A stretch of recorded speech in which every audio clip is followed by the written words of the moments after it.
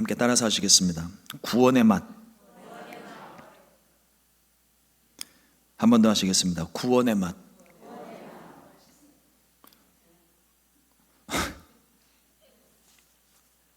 오늘 함께 봉독한 시편 34편 6절로 8절 말씀을 가지고 구원의 맛이라는 제목으로 함께 말씀의 은혜를 나누겠습니다. 맛있죠? 9시 예배 때 질문을 드렸습니다. 이 맛이 어떤 맛일까? 그랬더니 누가 그러시더라고요. 좋은 맛이라고. 네, 몸에 좋은 맛, 영에 좋은 맛입니다. 구원의 맛이 어떤 맛일까? 또 우리가 이 맛을 우리가 왜 알아야 되는지 오늘 말씀을 통해서 은혜 나누기를 원합니다. 사람들마다 차이가 좀 있겠지만 저는 개인적으로 국물 있는 음식을 좋아합니다. 어려서부터 아버지와 함께 시장 바닥에서 설렁탕 먹고 뭐 요즘은 거의 먹을 일 없지만 보신탕도 먹고 삼계탕도 먹고 감자탕도 먹고 뼈다귀탕도 먹고, 그래서 입이 어려서부터 그렇게 길이 들여진 것 같아요. 건강을 위해서는 국물 음식이 그렇게 썩 좋은 것은 아니라고 하지만 어쩌겠습니까? 국물 있는 걸 먹어야 속이 편안한 걸. 그래서 날이 굳거나 좀 몸이 으실으실하게 되면 뜨거운 국물이 생각이 나요. 그리고 기력이 좀 이렇게 처지고 기분이 확 가라앉을 때도 뜨거운 국물이 생각이 나는 거예요. 평소에는 그냥 마른 반찬에 그냥 밥을 먹고 말지만 국물이 간절하게 땡길 때는 밖에 나가서 가볍게 설렁탕 하나 먹기도 하고, 그럴 만한 시간적인 여유가 없을 때는 사다 놨던 라면이라도 좀 끓여서 그 라면 국물이라도 먹어야 이 속이, 아시는 분들은 아시고 모르시는 분들은 모르시는데, 알루미늄 호일을 확 구겨 놓은 것 같다가 국물을 먹고 나면 이게 풍선 부풀듯이 쫙 풀리는 느낌? 설명이 제대로 됐는지 모르겠습니다.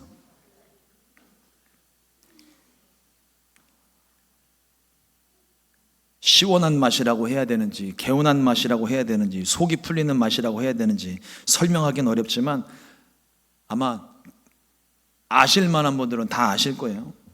그러니까 날이 춥거나 찌뿌둥한 날이면 그 맛이 간절해지거든요. 하나님의 은혜의 맛을 경험한 사람이 이와 같습니다.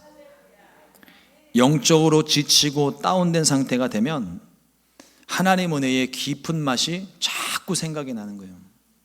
그래서 문제가 있고 어려움을 만나고 속이 답답하고 속이 구겨진 것 같고 무너진 것 같고 기운이 없을 때 오히려 기도원을 찾아가고 교회 찾아와서 금식하고 기도하는 이유가 바로 그것입니다.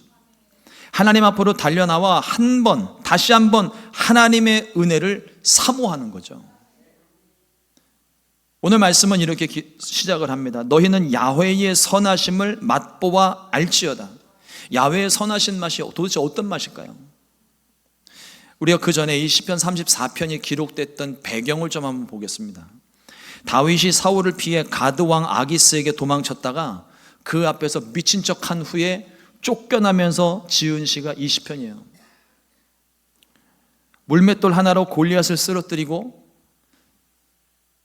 이스라엘 군대를 블레셋에게서 건져낸 승리로 이끌었던 다윗이었습니다. 하지만 그 기쁨도 잠시 사울의 시기와 질투에 때문에 오히려 승리를 이끌었던 전쟁의 영웅이, 국가적인 영웅이 도망자의 신세로 전락해버렸습니다. 이스라엘 땅에서는 사울의 추격을 피할 수 없다고 생각하고 블레셋 땅에 있는 가드로 도망을 했어요. 이 가드는요, 다윗이 죽였던 골리앗의 고향입니다. 가드 사람이에요. 가드 사람 골리앗인데 이 골리앗을 죽여놓고 지금 그 땅으로 도망을 간 거예요. 왜 하필이면 가드를 갔는지는 모르겠지만 이 가드 왕 아기스는요, 개인적으로 이스라엘의 용맹한 다윗을 용병으로 삼고 싶었습니다. 비록 블레셋의 가장 위대한 용사였던 골리앗을 죽였지만 그 골리앗을 죽일 만큼의 실력이라면 용병으로 삼았을 때 자기한테 유리했으면 유리했지 절대로 불리하지 않을 거거든요. 굉장히 실리적인 사람이었던 것 같아요. 그런데 아기스 왕은 그런데 다른 신하들은 그렇지 않았어요. 아기스 왕은 다윗을 용병으로 삼고 그만큼 신뢰하려고 했지만 다른 신하들은 다윗을 신뢰하지 않습니다. 다윗이 골리앗을 죽인 장본이라는 사실도 다시 상기시켜줘요.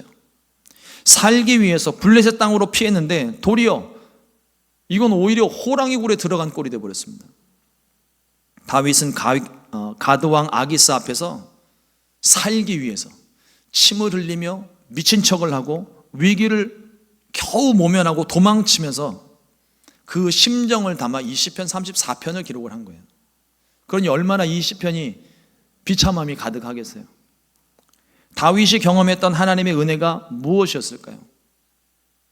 앞서 조금 설명을 드렸지만 골리앗, 가드 사람을 죽인 다윗입니다. 그러면 지금 이스라엘 땅에서 피하고 가드 땅으로 넘어왔으면 이제 완전히 도간에 든 쥐예요. 골리앗을 죽인 복수를 할 수 있는 절호의 찬스가 왔습니다. 그냥 칼만 한번 휘두르면 되고 아기스 왕이 말 한마디면 죽어요. 그런데 안 죽고 살아나와요. 아무리 미친 척을 해도 넌 골리앗을 죽인 원수야. 그리고 복수해버리고 칼로 찔르면 끝나는 겁니다. 그런데 그 쉬운 방법을 안 해요. 하나님이 아기스 왕과 신하들의 마음에 죽일 가치도 없다고 여기게끔 생각을 심어 넣어 주신 거예요. 뭐 죽인들 아무 문제될 거 하나도 없는데 오히려 거기서 살아나왔어요. 적장 한가운데서 그것도 골리앗을 죽이고 그 골리앗의 고향 땅까지 들어갔는데 죽지 않고 살아나왔어요. 이게 하나님의 은혜인 겁니다. 그런데 이 하나님의 구원을 경험하면서 다윗이 자신을 곤고한 자라고 부르고 있습니다. 시편 34편 6절에 보니까 이 곤고한 자가 부르짖음에 야훼께서 들으시고 그의 모든 환난에서 구원하셨도다. 곤고한 자는요, 지금 받고 있는 고통 때문에 비참한 상태에 있는 사람을 가리켜 말할 때 곤고한 자라고 이야기합니다. 비참한 상황이에요. 비참한 상황. 이스라엘 사람이 갈 데가 없어서 블레셋 땅까지 들어가서 거기서 그것도 살겠다고 미치지도 않았는데 침을 질질 흘려가면서 미친 척하면서 그렇게 목숨을 구걸하고 겨우 살아나온, 그런데 살아서 도망쳐 나왔는데 이스라엘 땅에 또 들어가려고 하니까 또 사울이 생각이 나는 거예요. 어디에도 마음도 곳 없고 발붙일 곳이 없습니다. 그 상황을 가리켜서 비참한 상황, 곤고한 자라고 표현을 하는 거예요. 마음이 상한 거죠. 다윗이 딱 그 상황입니다. 이스라엘에서는 사울의 군대가 죽이려 하고 가드 땅에서는 블레셋 사람들이 죽이려 하고 어디에도 발붙일 곳 없고 정붙일 곳 없고 맘들 곳 없는 그런 상황. 하나님의 도우심이 아니고서는 어떤 것도 기대할 수 없는 상태입니다. 곤고한 자는 그래서 하나님을 찾을 수밖에 없는 거예요. 그래서 부르짖는 겁니다. 여러분, 혹시라도 이 다윗의 마음을 지금 이해하시는 분들이 있을지 몰라요. 그 상황 가운데 내가 지금 있는지 몰라요. 그 상황을 생각을 하니까 내 마음이 또 무너지고 비참해지고, 뭐 지금 아니더라도 과거 어느 순간 아니면 앞으로 어느 순간에 이와 같은 상황들을 또 만날 때가 있습니다. 그때를 기억하십시오.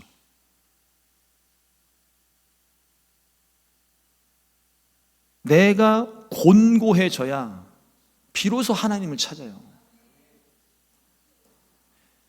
그리고 내가 곤고해져야 진실된 마음으로 하나님을 찾아요. 그때만큼 솔직할 수가 없어요. 그때만큼 간절할 수가 없습니다. 그래서 하나님이 때로는 우리들에게 고난도 허락해 주시는 거예요. 그러니 사도 바울이 뭐라고 고백을 합니까? 고난도 내게 유익이라. 이걸 왜 유익이라고 생각해요? 하나님을 만날 수 있거든요. 하나님을 찾을 수 있거든요. 그 어느 때보다 하나님을 더 간절히 찾을 수 있거든요. 그러니 이제는 이 상황을 알고 난 다음에 그 은혜를 경험하고 난 다음부터는요, 오히려 고난이 내게 다가올 때 그것을 즐길 수 있는 거예요. 기뻐할 수 있는 거예요. 세상 사람들은 그 고난이 찾아올 때 막 죽겠다고 신음하고 막 쓰러지는데 예수 믿는 사람들은 안 쓰러져요. 왜냐하면 교회 나와서 기도하거든요.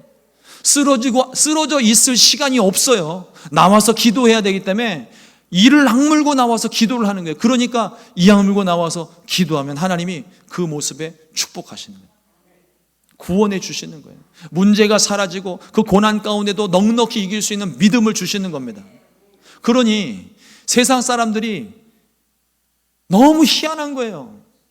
저 사람이나 나나 상황은 똑같은데, 너나 나나 똑같은데 나는 죽겠는데 쟤는 웃어요. 저 사람 도대체 뭘 믿을까? 여러분, 그때 복음 전하는 겁니다. 나는 하나님을 믿어요. 하나님이 책임져 주시는 거예요. 하나님이 내 상황을 다 아셔서 내 모든 문제를 해결해 주실 거예요. 이 믿음 한마디면 그 사람이 이야기합니다. 나도 믿어볼까? 하나님 영광 받으시는 소리죠. 그러므로 고난이 다가왔을 때 낙심하지 마세요. 오히려 기회로 삼으십시오. 세상에도 그 말 하잖아요. 위기가 곧 기회다. 여러분, 위기가 곧 만남입니다. 하나님과의 만남이에요. 하나님을 간절히 찾을 수 있어요. 그때 하나님이 우리 가운데 역사하시는 것입니다. 참 감사한 것은 하나님 앞에 자랑할 것 없고 자격도 조건도 없는 우리들이지만 곤고한 상태에서, 비참한 상태에서, 외로운 상태에서, 답답한 상황에서, 죽을 것 같은 상황에서 하나님을 부르면 하나님께서 우리의 기도에 응답하신다는 거예요. 반드시 응답하십니다. 이것이 하나님의 선하심이라고 하는 거예요. 이 선하심이 히브리어로 토브라고 되어져 있는데, 이 토브가 기본적인 의미는 선하고 좋은 것을 의미하지만 보다 넓은 의미로는요, 하나님을 찾는 자들에게 베풀어 주시는 모든 은혜를 얘기하는 거예요. 그러니까 단순하게 영어로 굳이 표현을 하자면, 영어로 좋은 건 그냥 good 그러잖아요. 여기서 한 단계 더 나가면 뭡니까?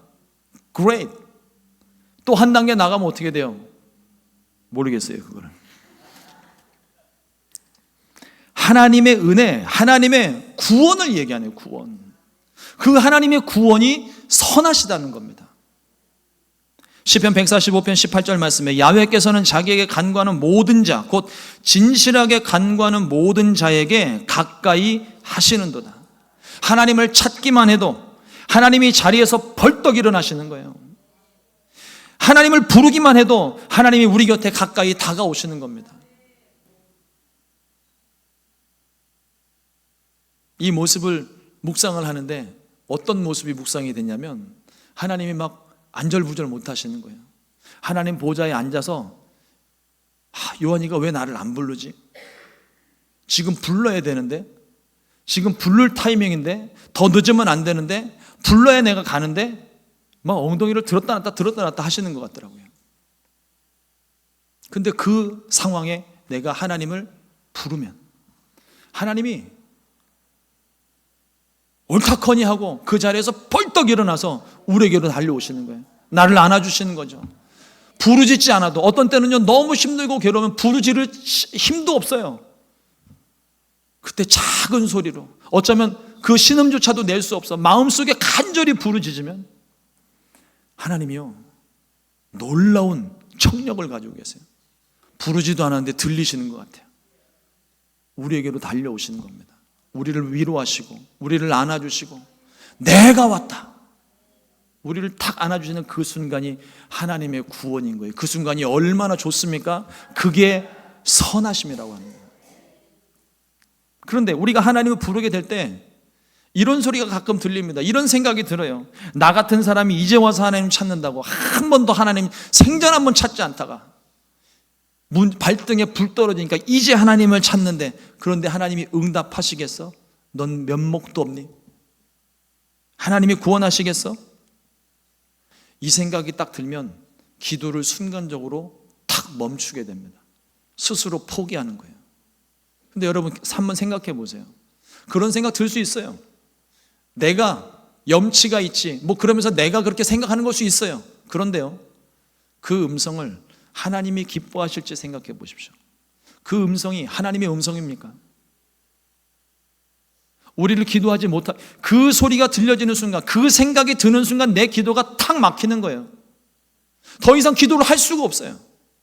근데 그거를 하나님이 원하셨을까요? 그렇지 않습니다. 여러분, 절대로 이런 소리가 들리게 될 때 스스로 포기하지 마십시오. 그리고 성령 충만함으로 이 소리들을 분별해 내셔야 됩니다. 하나님은 어떠한 상황이든 간에, 내가 어떤 무슨 문제를 만났든 간에 하나님을 찾기를 원하시는 거예요. 비록 어쩌다가 한번 하나님을 찾는 것일지라도 하나님 부르는 그 소리를 하나님이 외면하지 않으시는 거예요. 우리는요, 내게 손해를 주고 나를 귀찮게 하고 나를 미워하고 짜증나게 하고 자꾸 괴롭히는 그 사람이 저쪽에서 이렇게 오고 있으면요, 이쪽 아니고 어디라고 그래야 돼? 그 사람이 저쪽에서부터 오고 있으면요, 벌써 내 마음이 돌아서요. 저쪽에서 누가 오고 있으면 이미 벌써 길을 딴 데로 돌려요. 오던 길을 되돌아가요. 안 보고 싶거든요. 마주치기가 싫습니다. 근데 그런 사람이 날 찾아와가지고 한 번만 도와달라고 이야기를 하면 들어주시겠어요? 그래도 들어주셔야죠. 믿음의 사람인데. 그런데 사람의 마음이 그렇지 않잖아요. 그런데 하나님의 마음이 우리의 마음과 같지 않아요. 내가 어쩌다가 한 번, 아니 지금까지 한 번도 하나님을 찾지 않았는데 이 순간만큼은 내가 하나님 찾아야 되겠다. 내가 곤고한 상태에서 아무데도 의지할 곳 없어서 그래도 염치 불구하고 하나님 이번 한 번만 도와주십시오. 그렇게 부를지라도 하나님이 그 부르짖음에 응답하신다고요. 그러니까 여러분 절대로 포기하지 마십시오. 내가 스스로 포기하는 거 아닙니다. 하나님이 그만하라 그럴 때까지는 우리가 절대로 포기하면 안 돼요. 하나님이 우리에게 약속해 주신 겁니다. 우리에게 구원을 베풀어 주시는 하나님이십니다. 그래서 다윗은 하나님의 선하심을 맛보아 알아야 된다고 분명하게 말하고 있는 거예요. 여러분 식당 중에 소위 잘 되는 식당이 있죠. 맛집이라고 얘기합니다. 거기는 사람들이 줄 서서 먹는데 요즘은 하도 유튜브 방송 이런 데서 맛집 소개들을 많이 해가지고 사람들을 사서 쓴다고 그러더래요. 방송에 나오는 사람들 다 돈 받고 밥 먹어주는 아르바이트생들이래요. 그래서 줄 서서 먹는다고 그래서 가봤더니 먹고 나서는 다시는 거기를 안 가는 그런 맛집들도 있지만, 기본적으로 잘 되는 식당은 일반적으로 맛있는 집이에요. 맛집입니다.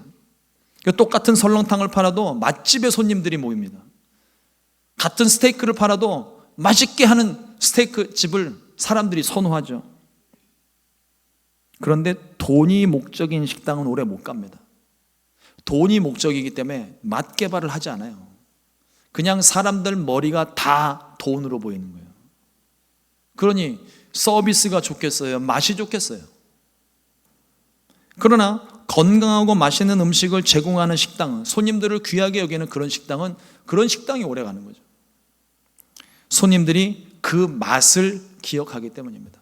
음식의 맛도 맛이지만 서비스의 맛, 친절함, 이런 모든 것들이 기억 속에 남아서 그 집을 찾아가는 거예요. 일단 하나님의 선하심을 맛본 사람은, 다시 말해 하나님의 구원의 은혜를 경험한 사람은 다시 하나님을 찾을 수밖에 없습니다. 은혜의 맛, 구원의 맛을 알기 때문이죠. 여러분, 체험적인 신앙은요, 이성적인 신앙에 비해서 상대적으로 부족하고 무식하다고 평가받기 쉽습니다. 그러나 체험이 없다면 아무리 성경 지식이 많든 이건 이론에 불과한 거예요. 성경에서 하나님을 배운 사람은요, 직접적으로 만나지 못하고 이론으로만 배운 사람은요, 하나님께 어떻게 기도하는지를 몰라요. 마음을 어떻게 하나님께 여는지도 몰라요. 연애를 글로 배운 사람이 있습니다. 이런 사람들은 연애 감각이 떨어져요. 소위 요즘 애들 말로 연애세포 다 죽었다고 이야기하죠. 그래서 무슨 어떤 상황이 딱 처했을 때 이 상황에 어떤 대답을 줘야 된다고 공식적으로 아는 사람은 거기 상황에 맞춰서 답을 대놓는데, 꼭 인공지능 로봇이 대답을 하듯이 아무런 감흥 없이 그냥 자동 응답기처럼 그냥 즉흥적으로 나오는 거예요. 분명히 공식대로 말은 했는데 마음이 전달이 안 돼요. 공식대로 이런 상황에 내가 이렇게 준비를 했는데 상대방이 감동이 없어요. 왜 그렇습니까? 이론으로만 연애를 배웠기 때문에 그래요. 이론적으로만 사랑을 하기 때문에 그래요. 근데 진짜 사랑을 하게 되면은요, 이런 공식 따위 필요 없습니다. 진실함으로 승부하는 거예요. 사람 마음을 움직일 수 있는, 감동을 줄 수 있는 그런 것들을 자꾸 생각해내고, 그것도 안 되면 그냥 내 마음 어디까지 보여줄 수 있을지 그냥 앞에서 이렇게 옷을 후두둑 뜯으면서 가슴을 보여주는 뭐 그런 드라마나 영화 같은 것도 있잖아요. 그 무식한 방법이 때로는 통할 때도 있더라고요. 하여튼 이론으로는 빠삭한데 느낌이 달라요. 하나님의 은혜를 이론으로만 아는 사람은 알기는 아는데 이게 다 아는 게 아닙니다. 반대로 체험만 강조를 하게 되면 신비주의에 빠져요. 요즘 이단들이 다 이 체험 위주로 신앙생활을 하고 있어서 신비주의에 빠진 겁니다. 하나님의 은혜를 경험한 후에는요, 반드시 말씀으로 채워야 됩니다. 그러니까 하나님의 말씀과 체험신앙이 균형을 이루어야 돼요. 때로는 체험이 막 뜨겁게 올라올 때가 있고, 때로는 말씀이 꼭 필요할 때가 있고, 이게 시소 타듯이 왔다 갔다. 그런데 힘의 균형을 이루어야 이게 시소가 왔다 갔다 되지, 한쪽에 너무 쏠리게 되면 한 번 내려간 건 다시 안 올라옵니다.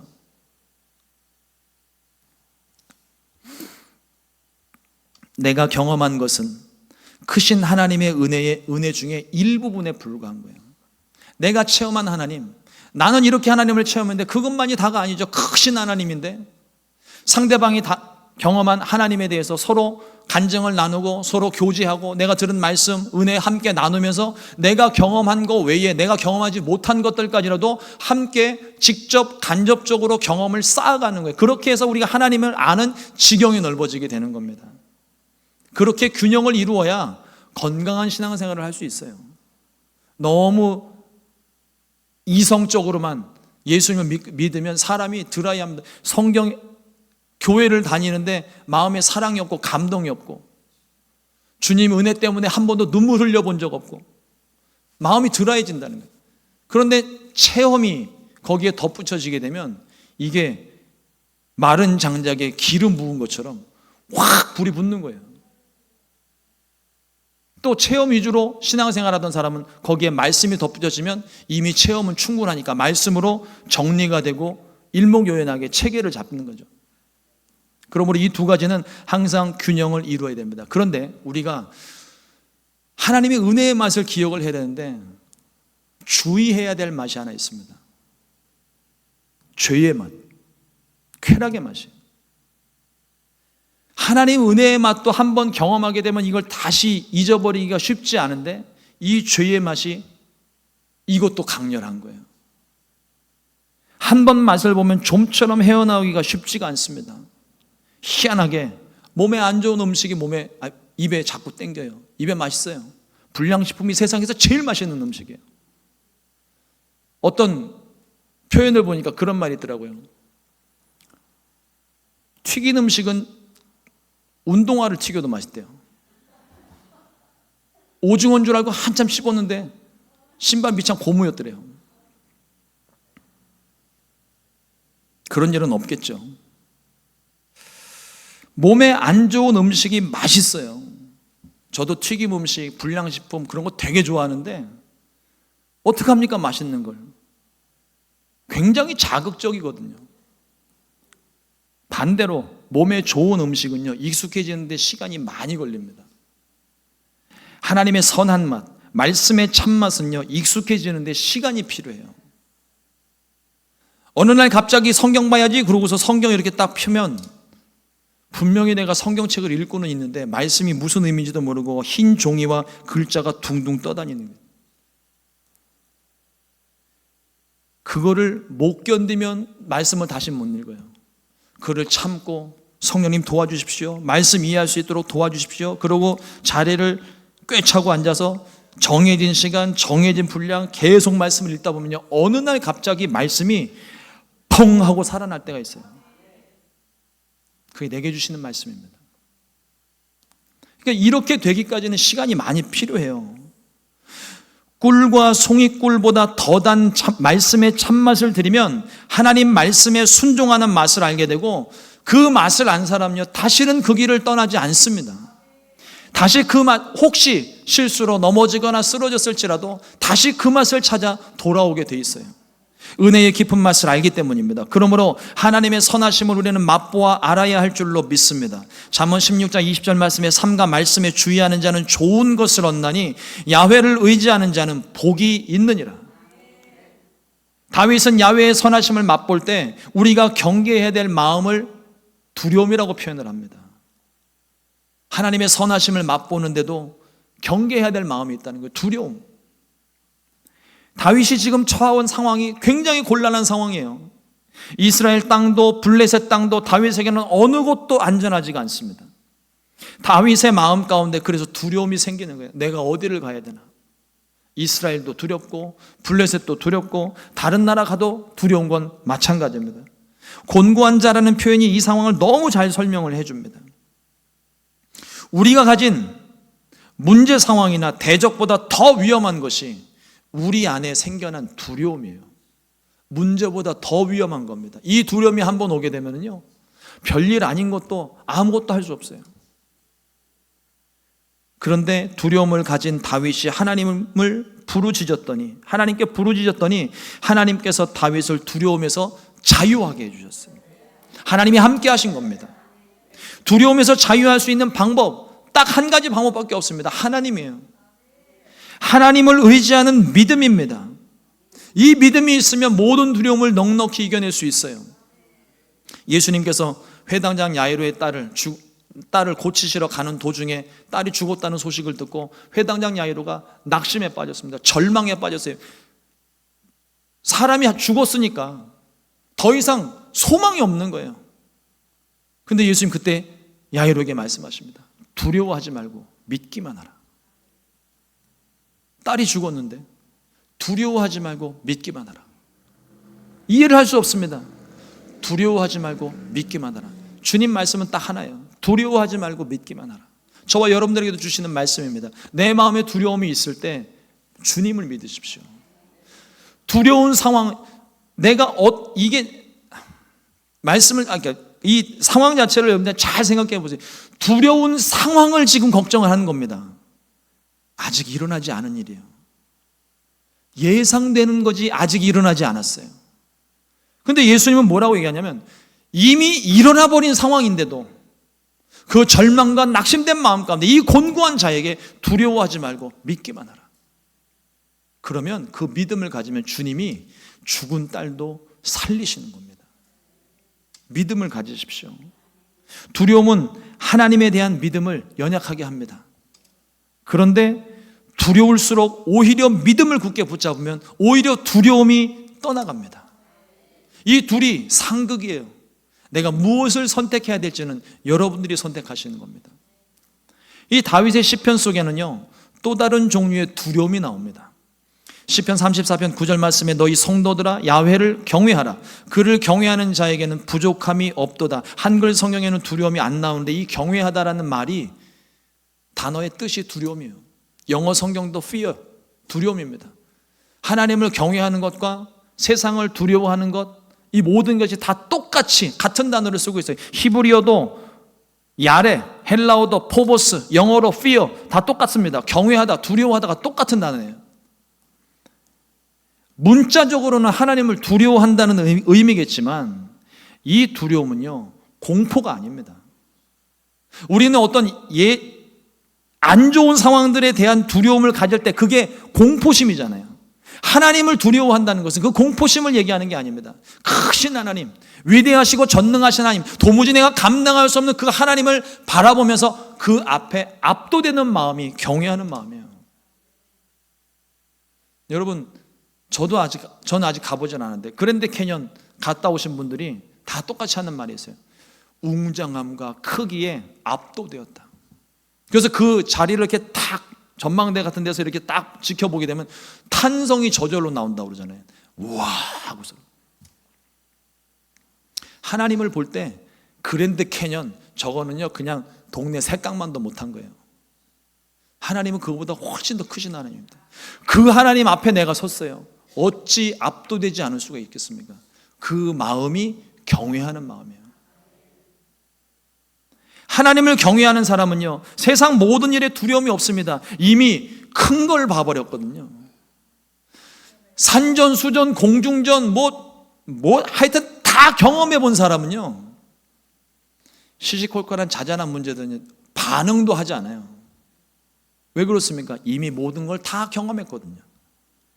우리는요, 내가 경험한 것보다 훨씬 더 크신 하나님, 내가 아직 경험하지도 못했던 그 모든 환경보다 훨씬 더 크신 하나님, 도무지 측량할 수 없고 감당할 수 없는 그 하나님을 아버지로 모셨어요. 나와 함께 하십니다. 근데 뭐가 두렵겠어요? 뭐가 걱정입니까? 뭐가 염려스러워요? 하나님이 구원하시고 우리를 책임져 주시는데 결론적으로 모든 것에 부족함이 없는 삶을 살게 되는 것입니다. 이러므로 사랑하는 성도 여러분, 우리가 곤고할 때에 주님을 찾으면 하나님께서 우리를 구원하십니다. 세상에서 갈 곳 잃어 의지할 곳 없을 때 하나님께 피하면 하나님께서 우리의 보호자가 되시고 우리의 피할 거처가 되어 주십니다. 하나님은 선하신 하나님이기 때문에 그래요. 처음 경험이 중요합니다. 믿음이 없을 때 믿음으로 순종하는 것이 쉽지 않아 보여요. 그러나 약속의 하나님, 구원의 하나님을 믿고 믿음으로 순종하면 반드시 구원의 은혜를 맛보게 될 것입니다. 하나님께 나아가는 사람은요, 하나님의 살아계심과 상 주시는 하나님, 그리고 반드시 응답하시는 하나님이심을 굳게 믿고 나아가는 겁니다. 그러면 하나님께서 이루시고 우리의 모든 삶, 우리의 모든 문제를 책임져 주십니다. 한번 구원의 은혜를 맛보고 경험하면 그 다음부터는 누가 시키지 않아도 하나님 말씀에 저절로 순종하게 돼요.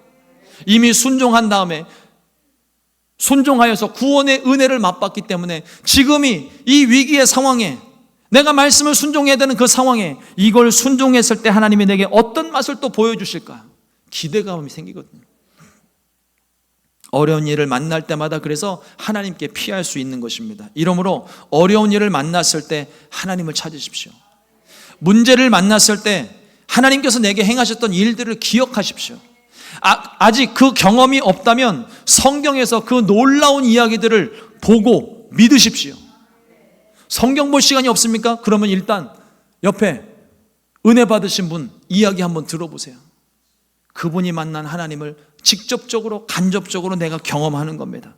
하나님의 구원의 경험이 쌓이고 또 쌓이면 그 다음부터는요, 무슨 일을 만나도 걱정되지 않습니다. 하나님의 구원을 맛봤거든요. 경험을 했거든요. 이제 그 맛이 필요할 때면 하나님만 찾으면 되는 겁니다. 맛집에 전화하듯이 하나님, 내가 하나님 만나러 왔습니다. 하나님, 내 문제 들어주십시오. 문제 해결해 주십시오. 하나님께 부르짖으면 하나님이 그 문제에 응답해 주시는 거예요. 내 속에 있는 모든 두려움을 하나님을 향한 경외함으로 바꾸시기를 주님의 이름으로 축원합니다. 주님이 책임져 주십니다. 하나님께서 우리의 모든 두려움을 물리치시고 믿음으로 승리하게 역사하십니다. 우리가 믿는 것이 결코 헛되지 않았음을 반드시 증명해 주실 거예요. 이러므로 하나님의 선하신 구원의 은혜를 믿고 주님께로 피하는, 문제가 있든지 없든지 주님께 더 가까이 나아가 놀라운 복을 얻게 되시기를 우리 주님의 이름으로 축원합니다. 기도하겠습니다.